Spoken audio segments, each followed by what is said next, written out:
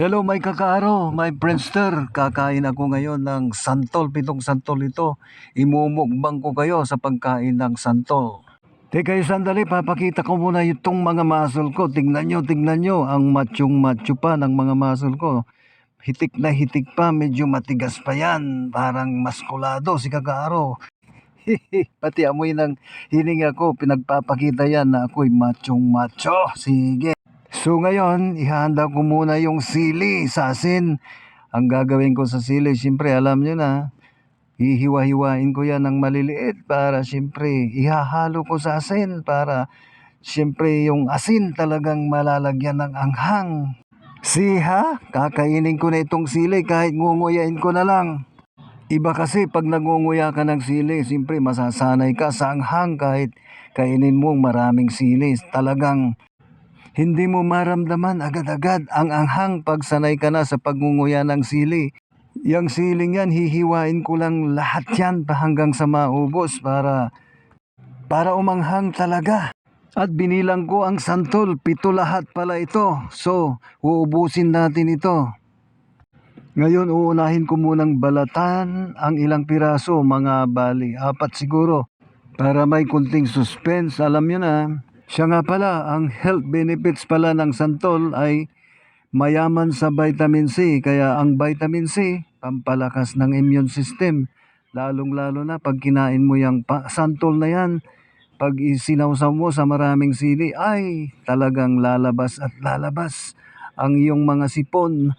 Aagos at aagos ang iyong mga sipon. Kaya't pag lumabas ang iyong sipon, makikita nyo na effective talaga na panggamot sa sipon ang santol. Maiba nga pala tayo ng usapan. Alam nyo ba na ang laman ng santol ay pwede pala itong gataan at lagyan ng maraming sili, gaya ng ginagawa ng mga Bicolano.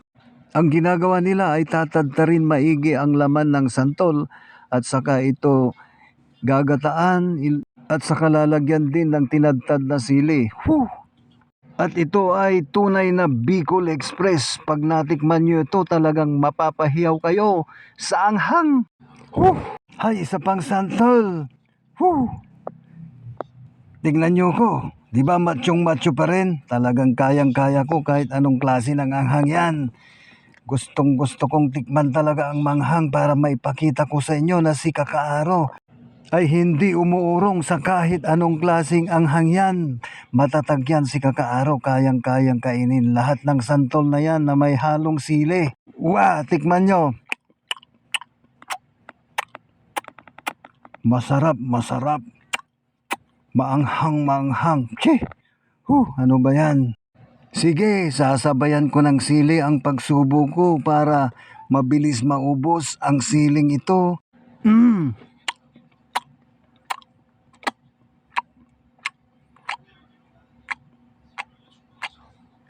Sige pa.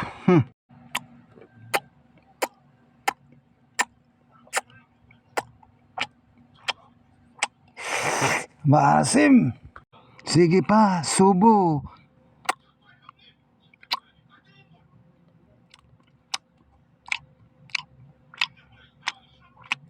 Manghang. Alam nyo ba Kakaaro na ang sili ay nakagagamot din sa maraming sakit sa ating katawan? Ito rin ay mayaman sa vitamin C, kaya ito ay... At ang sili rin ay tinatawag na natural antibiotic sa ating katawan.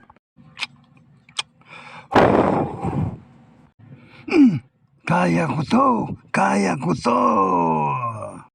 Ang sili rin ay nakagagamot sa insomnia, kaya ugaliin kumain ng maraming sili. Sige, sili pa, subo pa.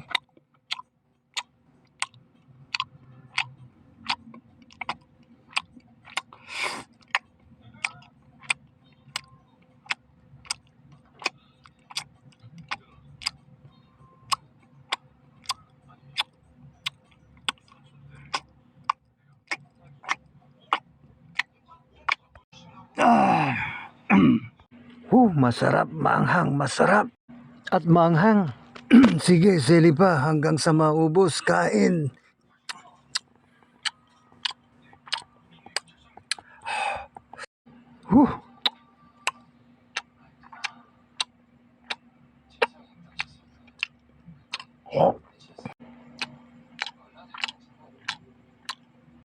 Ito, tatatlo na lang. Babalatan ko na talaga para manguya ko na lahat ito hanggang sa maubos na itong mukbang natin. Ano ba yan?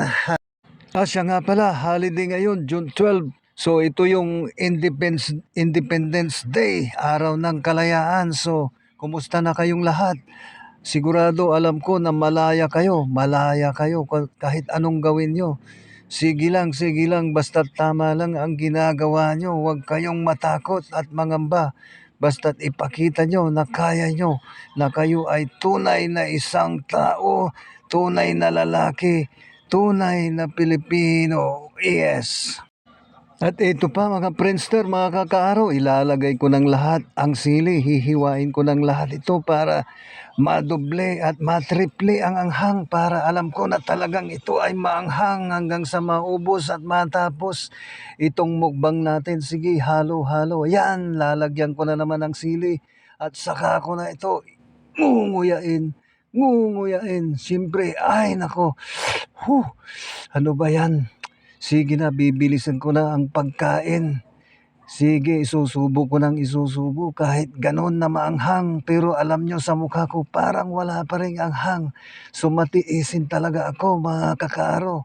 Matiisin ako sa anghang dahil alam nyo na sa tanda kong ito, 55 years old, sanay na ako sa anghang mula noong ako ay sa kabataan pa. Sige, ganyan ang ginagawa namin noon pa nung kami mga high school pa. Palagi kaming ay nako, nasa likod bahay kumukuha ng mga ganyang santol o kaya mangga at gagawin naming mukbang. Kami lang, siyempre ganyan talaga ang buhay noon ng kami kabataan. Kaya na-practice ko na yan kahit anong anghang yan. Anong lasa, anong anghang, anong asim, kayang-kaya ko yan. Alam ko kakaaraw kung gagawin nyo rin ito, siguradong kayang-kaya nyo ang anghang, kayang-kaya nyo ang asim. Sige, subo pa, nguya. Hanggang sa isa na lang, malapit na, isa na lang to. Sige, bibiyakin ko para pagpira-pirasuin ng maliliit. Saka ko lalagyan ng sili at saka ko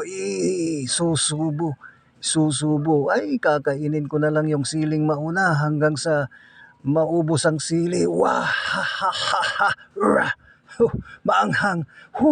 Kaya susubo rin ako ng santol para mawala yung anghang. Ganyan talaga pagka kumakain ka ng sili na maanghang.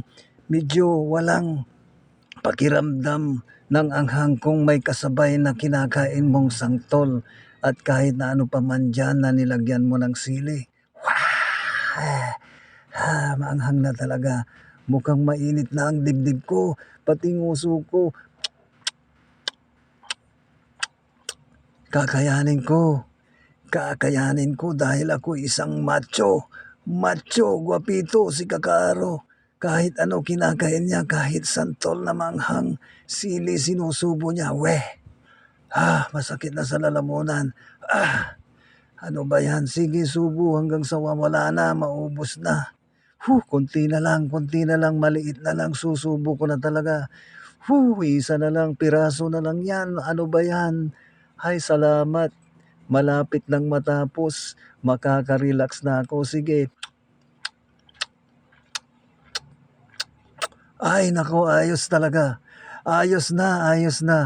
Sige, salamat sa inyong panonood, sa inyong pagtsatsaga. Ganyan talaga pag si Kakaaro ay nagmumukbang. Ay nako, hindi niya nilulunok ang buto, baka maipon sa kanyang tiyan. Kaya para safe, siyempre huwag niyong lunukin ang buto sa pagkain ng santol. Para akong si Incredible Hulk. Ay, nako, inom muna ko ng konting tubig para mapahid ang anghang. Ano ba yan?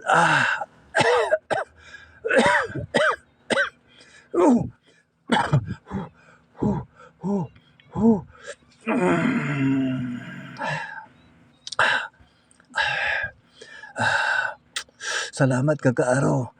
Salamat sa inyong lahat. Sige, bye.